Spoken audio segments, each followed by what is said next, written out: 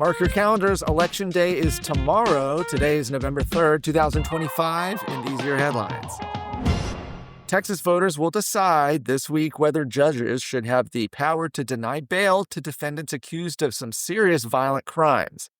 Proposition 3, which is rooted in Senate Joint Resolution 5, which was passed earlier this year in the legislative session, was championed by Governor Greg Abbott as part of his push for bail reform. The proposal follows several high-profile crimes committed by offenders who were released on bond.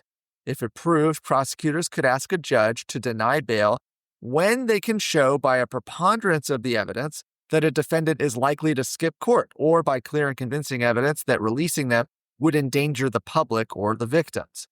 The change would apply to violent crimes including murder, aggravated assault, kidnapping, robbery, sexual assault, indecency with a child, and human trafficking. Republican leaders say the measure closes loopholes that have allowed dangerous repeat offenders back on the streets, while Democrats are arguing it could erode due process protections and increase pretrial detention. Two related bail reform bills, one targeting repeat violent felons and another addressing illegal aliens who commit violent crimes, failed to advance this session. That's why they're not going to be on the ballot this time. Proposition 3 is one of 17 constitutional amendments before Texas voters on Tuesday. A Salvadoran national and suspected MS-13 gang member was arrested in Houston after a dramatic attempt to evade federal agents. According to ICE, 29-year-old Marlon Odir Gomez Hernandez was identified during a targeted enforcement operation. When approached by ICE officers, he fled into a laundromat, climbed through ceiling panels, and tried escaping over the roof, only to become stuck on a business sign above the business, where he was quickly taken into custody. Gomez Hernandez was transferred to the Montgomery Processing Center in Conroe pending immigration proceedings.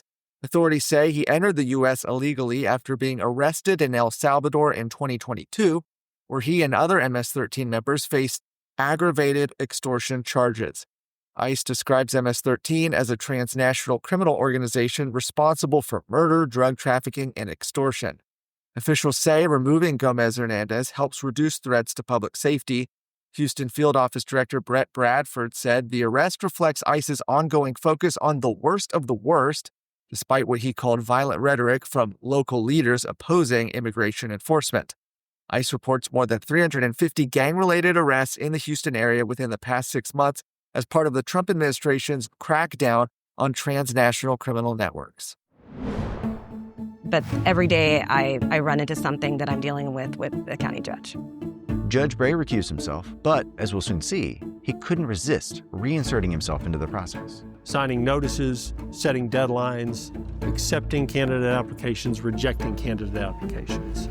The dispute that ensued thereafter was centered on whether or not Judge Bray had the authority to do those things or should have been doing those things. Head over to TexasScorecard.com today to watch our latest documentary, Kicking the Circle. More families are suing Celina Independent School District, accusing the district of gross negligence for enabling a middle school coach's secret locker room recordings of boys while they were undressed and showering.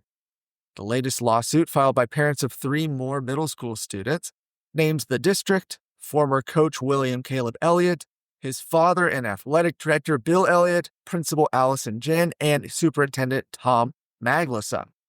Attorneys described Caleb Elliott as a predator enabled by nepotism and willful blindness, saying his father's football success gave him outsized influence in Celina ISD.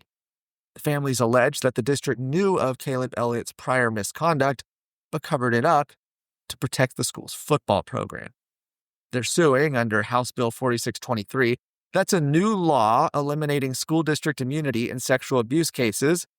The measure, which was authored by Representative Mitch Little, allows parents to hold administrators personally liable when they ignore or conceal abuse.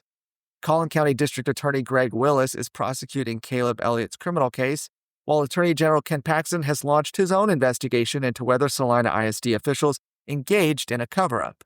Caleb Elliott, a 6th grade teacher and 8th grade coach, resigned after his arrest last month on charges of invasive visual recording and possession of child sexual abuse material. For more of today's stories, go to TexasScorecard.com.